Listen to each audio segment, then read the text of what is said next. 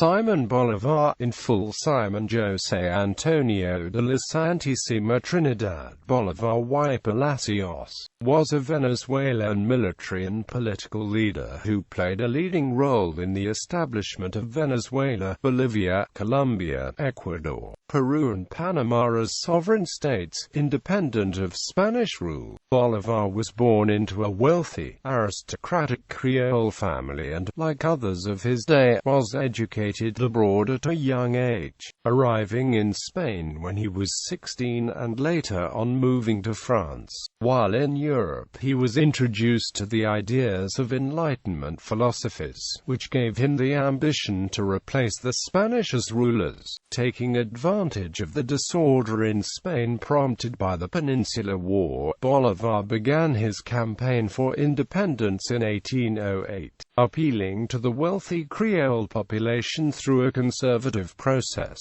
and established an organized national congress within 3 years. Despite a number of hindrances, including the arrival of an unprecedentedly large Spanish expeditionary force, the revolutionaries eventually prevailed, culminating in a patriot victory at the Battle of Carabobo in 1821, which effectively made Venezuela an independent country. Following this triumph over the Spanish monarchy, Bolívar participated in the foundation of the first Union of Independent Nations in Latin America, Gran Colombia, of which he was president from 1819 to 1830. Through further military campaigns, he ousted Spanish rulers from Ecuador, Peru, and Bolivia. He was simultaneously president of Gran Colombia and Peru, while his second-in-command Antonio José de Sucre was appointed president of Bolivia. He aimed at a strong and united Spanish America able to cope not only with the threats emanating from Spain and the European Holy Alliance but also with the emerging power of the United States. At the peak of his power, Bolívar ruled over a vast territory from the Argentine border to the Caribbean Sea. Family history. The surname Bolívar originated with aristocrats from La Puebla de Bolívar, a small village in the Basque Country of Spain. Bolívar's father came from the female line of the Ardanza family. His maternal grandmother was descended from families from the Canary Islands. The Bolívars settled in Venezuela in the 16th century. Bolívar's first South American ancestor was Simón de Bolívar, who lived and worked with the governor of Santo Domingo from 1559 to 1560. When the governor was reassigned to Venezuela by the Spanish crown in 1569, Simón de Bolívar went with him. As an early settler in Spain's Venezuela province, he became prominent in the local society, and he and his descendants were granted estates, encomiendas, and positions in the local cabildo. When Caracas Cathedral was built in 1569, the Bolívar family had one of the first dedicated side chapels. The majority of the wealth of Simón de Bolívar's descendants came from the estates. The most important was a sugar plantation with an encomienda that provided the labor needed to run the estate. Another portion of the Bolívar's wealth came from silver, gold, and copper mines. Small gold deposits were first mined in Venezuela in 1669, leading to the discovery of much more extensive copper deposits. From his mother's side, Bolívar inherited the copper mines at Cocorote. Native American and African slaves provided the majority of the labor in these mines. Toward the end of the 17th century, copper mining became so prominent in Venezuela that the metal became known as cobre Caracas. Many of the mines became the property of the Bolívar family. Bolívar's grandfather Juan de Bolívar y Martínez de Villegas paid 22,000 ducats to the monastery at Santa María de Montserrat in 1728 for a title of nobility that had been granted by the king, Philip V of Spain, for its maintenance. The crown never issued the patent of nobility, and so the purchase became the subject of law lawsuits that were still in progress during Bolivar's lifetime. When independence from Spain made the point moot, Bolívar ultimately devoted his personal fortune to the revolution. Having been one of the wealthiest persons within the Spanish-American world at the beginning of the revolution, he died in poverty. Early life. Simón Bolívar was born in a house in Caracas, Captaincy General of Venezuela, on the 24th of July 1783. He was baptized as Simón José Antonio de la Santísima Trinidad Bolívar y Palacios. His mother was María de la Concepción Palacios y Blanco, and his father was Colonel Don Juan Vicente Bolívar y Pont. He had two older sisters and a brother, María Antonia Juana and Juan Vicente.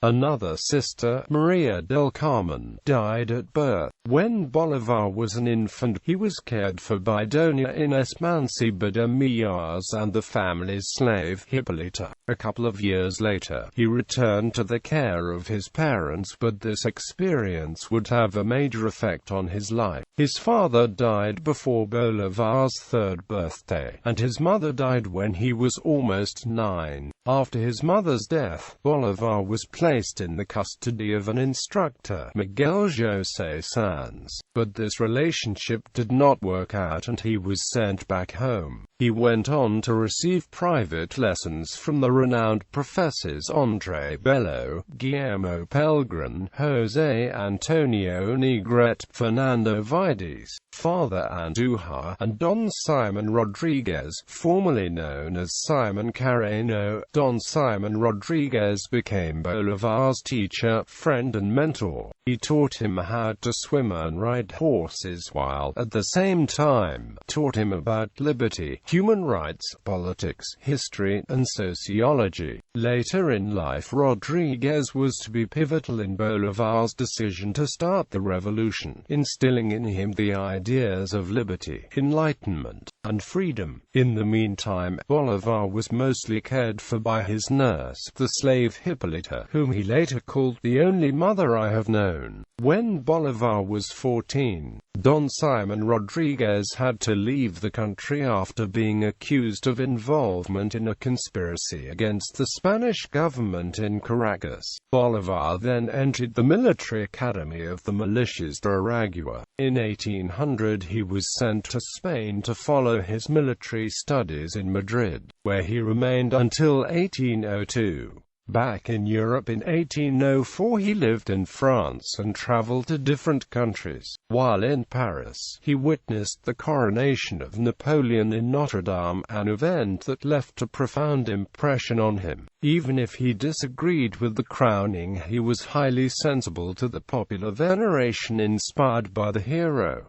El Libertador. Bolívar returned to Venezuela in 1807. After a coup on the 19th of April 1810, Venezuela achieved de facto independence when the Supreme Junta of Caracas was established and the colonial administrators deposed. The Supreme Junta sent a delegation to Great Britain to get British recognition and aid. This delegation, presided by Bolívar, also included two future Venezuelan notables, André Bello and Luis López Méndez. The trio met with Francisco de Miranda and persuaded him to return to his native land. In 1811, a delegation from the Supreme Junta, also including Bolívar and a crowd of commoners, enthusiastically received Miranda in La Guaira. During the insurgents' war conducted by Miranda, Bolívar was promoted to colonel and was made commandant of Puerto Cabello the following year, 1812. As royalist frigate captain Domingo de Monteverde was advancing into Republican territory from the west, Bolívar lost control of San Felipe Castle along with its ammunition stores on the 30th of June 1812. Bolívar then retreated to his estate in San Mateo. Miranda saw the Republican cause as lost and signed a capitulation agreement with Monteverde on the 25th of July, an action that Bolívar and other revolutionary officers deemed treasonous. In one of Bolívar's most morally dubious acts, he and others arrested Miranda and handed him over to the Spanish Royal Army at the port of La Guaira. For his apparent services to the Royalist cause, Monteverde granted Bolívar a passport, and Bolívar left for Curaçao on the 27th of August. It must be said, though, that Bolívar protested to the Spanish authorities about the reasons why he handled Miranda, insisting that he was not lending a service to the crown but punishing a defector. In 1813, he was given a military command in Tunia, New Granada, under the direction of the Congress of United Provinces of New Granada, which had formed out of the juntas established in 1810. This was the beginning of the admirable campaign. On the 24th of May, Bolívar entered Mérida, where he was proclaimed El Libertador.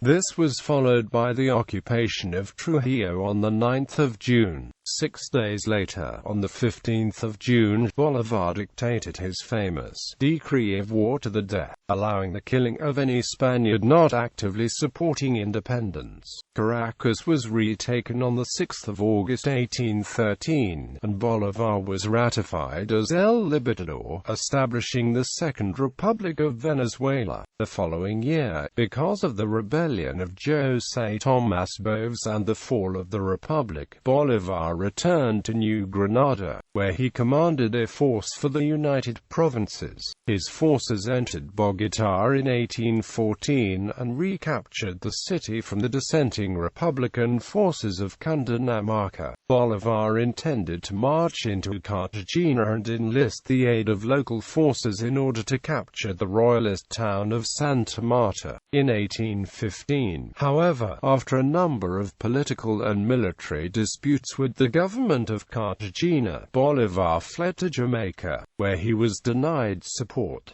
After an assassination attempt in Jamaica, he fled to Haiti, where he was granted protection. He befriended Alexandre Pétion, the president of the newly independent country, and petitioned him for aid. In 1816, with Haitian soldiers and vital materials support, Bolívar landed in Venezuela and fulfilled his promise to Pétion to free Spanish America's slaves on the 2nd of June 1816.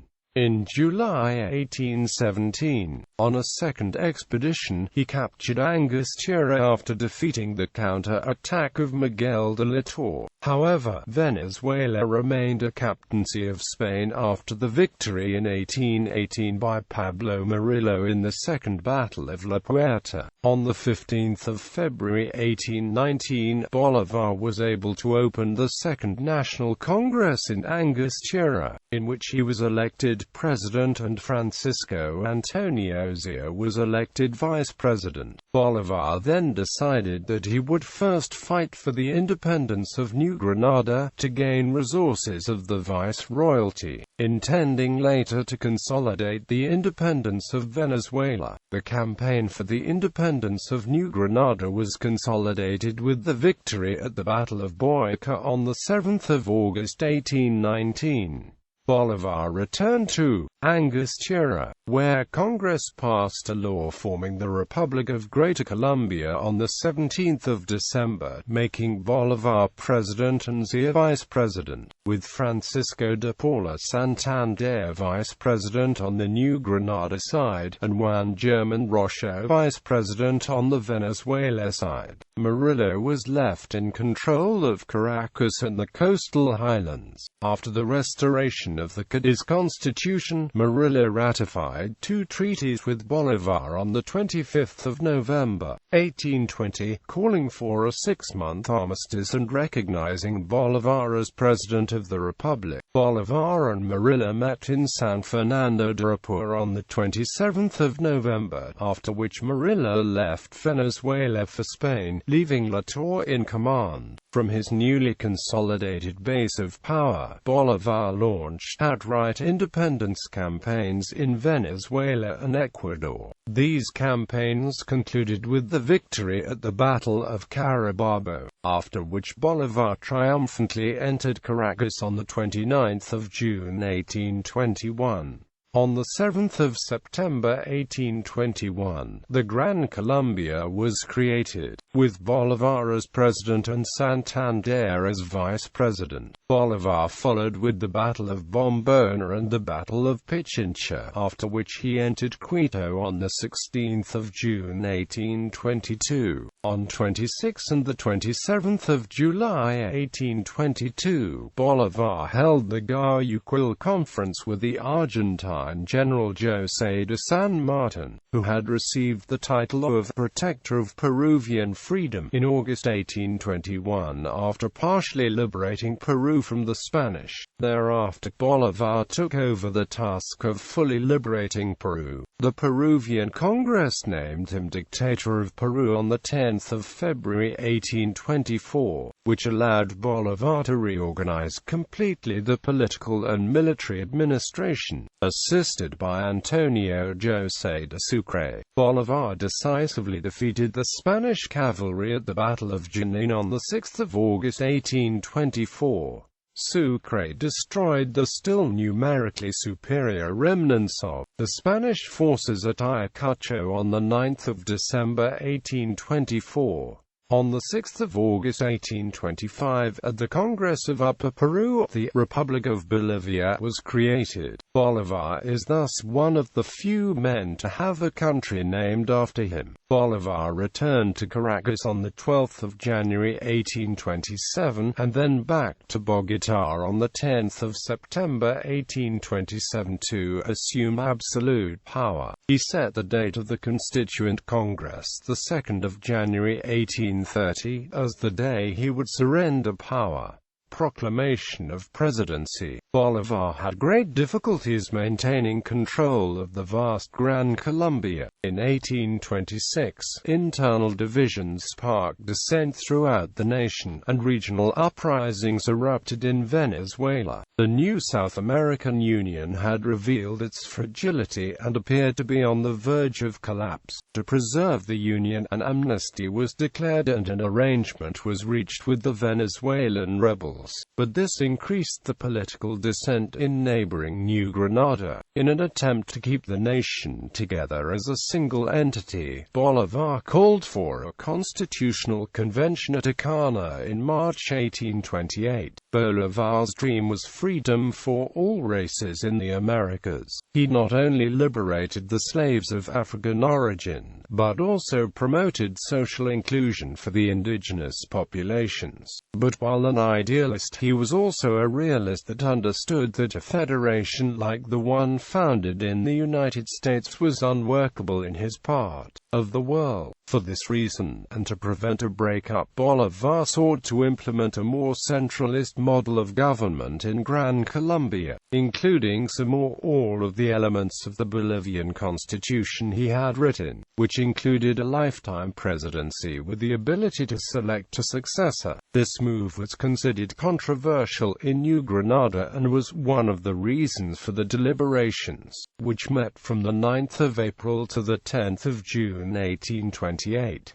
The convention almost ended up drafting a document which would have implemented a radically federalist form of government, which would have greatly reduced the powers of a central administration. The federalist faction was able to command a majority for the draft of a new constitution which has definite federal characteristics despite its ostensibly centralist outline. Unhappy with what would be the ensuing result, pro-Bolívar Bolivar delegates withdrew from the convention, leaving it moribund. 2 months after the failure of this Congress to write a new constitution, Bolivar was declared President Liberator in Colombia's organic decree. He considered this as a temporary measure, as a means to re-establish his authority and save the republic, although it increased dissatisfaction and anger among his political opponents. An assassination attempt on the 25th of September 1828 failed, thanks to the help of his lover, Manuela Sáenz. Bolivar afterward described Manuela as liberatrix of the liberator. Dissent continued, and uprisings occurred in New Granada, Venezuela, and Ecuador during the next 2 years. A failed dream. For Bolivar, America was the fatherland. He dreamed of a united Spanish America, and in the pursuit of that purpose he not only created Gran Colombia but also the Confederation of the Andes, which was to gather the latter together with Peru and Bolivia. Moreover, he envisaged and promoted a network of treaties that would hold together the newly liberated Hispanic American countries. Nonetheless, he was not able to control the centrifugal process that pushed in all directions. On the 20th of January 1830, as his dream fell apart, Bolivar delivered his last address to the nation, announcing that he would be stepping down from the presidency of Gran Colombia. In his speech, a distraught Bolivar urged the people to maintain the union and to be wary of the intentions of those who advocated for separation. At the time, Colombians referred to the people of Gran Colombia, not modern-day Colombia. Bolivar ultimately failed in his attempt to prevent the collapse of the Union. Gran Colombia was dissolved later that year and was replaced by the republics of Venezuela, New Granada, and Ecuador. Ironically, these countries were established as centralist nations, and would be governed for decades this way by leaders who, during Bolivar's last years, had accused him of betraying republican principles and of wanting to establish a permanent dictatorship. These separatists, among them José Antonio Páez and Francisco de Paula Santander, had justified their opposition to Bolivar for this reason and publicly denounced him as a monarch. Some of them had in the past been accused of plotting against Bolivar's life. José María Obando, who led the first dictatorship of New Granada, had been linked to the assassination of Antonio José de Sucre in 1830.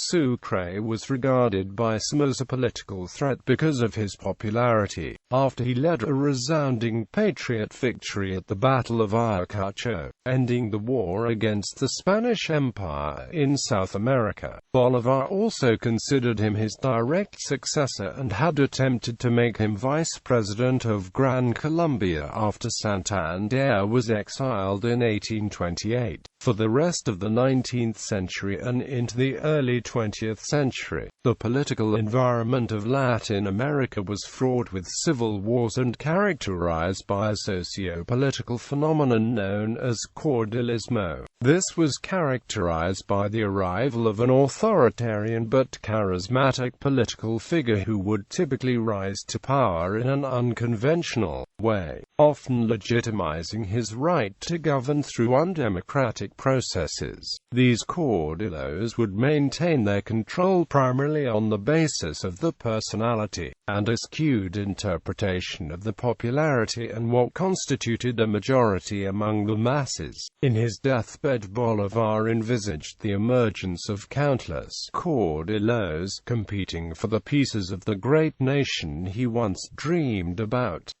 saying that all who served the revolution have plowed the sea. Bolivar finally resigned the presidency on the 27th of April 1830, intending to leave the country for exile in Europe. He had already sent several crates containing his belongings and writings ahead of him to Europe, but he died before setting sail from Cartagena. On the 17th of December 1830, at the age of 47, Simón Bolívar died of tuberculosis in the Quinta de San Pedro Alejandrino in Santa Marta, Gran Colombia. On his deathbed, Bolívar asked his aide-de-camp, General Daniel F. O'Leary, to burn the remaining, extensive archive of his writings, letters, and speeches. O'Leary disobeyed the order and his writings survive, providing historians with a wealth of information about Bolívar's liberal philosophy and thought, as well as details of his personal life, such as his long love affair with Manuela Sáenz. Shortly before her own death in 1856, Sáenz augmented this collection by giving O'Leary her own letters from Bolívar. His remains were buried in the Cathedral of Santa Marta. 12 years later, in 1842, at the request of President José Antonio Páez, they were moved from Santa Marta to Caracas, where they were buried in the Cathedral of Caracas together with the remains of his wife and parents. In 1876 he was moved to a monument set up for his interment at the National Pantheon of Venezuela. The Quinta near Santa Marta has been preserved as a museum with numerous references to his life. In 2010, symbolic remains of Bolívar's later years lover, Manuela Sáenz, were also interred in Venezuela's National Pantheon. On January 2008, then-President of Venezuela Hugo Chávez set up a commission to investigate theories that Bolívar was the victim of an assassination. On several occasions, Chávez has claimed that Bolívar was in fact poisoned by New Granada traitors. In April 2010, infectious diseases specialist Paul Awata studied records of Bolívar's symptoms and concluded that he might have suffered from chronic arsenic poisoning, but that both acute poisoning and murder were unlikely. In July 2010, Bolívar's body was ordered to be exhumed to advance the investigations. In July 2011, international forensics experts released the report claiming that there was no proof of poisoning or other unnatural cause of death. Private life. In 1799, following the early deaths of his father Juan Vicente and his mother Concepcion, he traveled to Mexico, France, and Spain, at the age of 16 years, to complete his education. While in Madrid during 1802 and after a 2-year courtship, he married Maria Teresa Rodriguez del Toro Huayliza, who was to be his only wife. She was related to the aristocratic families of the Marqués del Toro of Caracas and the Marqués de Inicio of Madrid. 18 months after returning to Venezuela with him, she died from yellow fever. Bolívar was so devastated by this loss that his relatives feared for his life. He swore never to marry again, a promise that, like many others, he kept. In 1804 he traveled again to Europe in an attempt to ease his pain and began falling into a dissolute life. It was then that he met again with his old teacher Simón Rodriguez in Paris, who little by little was able to transform his acute depression into a sense of commitment towards a greater cause, the independence of Venezuela. Not surprisingly, many years later Bolívar would refer to the death of his wife as the turning point of his life. He lived in Napoleonic France for a while and undertook the Grand Tour. During this time in Europe, Bolívar met Alexander von Humboldt in Rome. Humboldt later writing, "I was wrong back then, when I judged him a puerile man, incapable of realizing so grand an ambition." Manuela Sáenz was his mistress in later life during his presidency in South America and became a trusted confidant and advisor, saving his life during the September Conspiracy of 1828.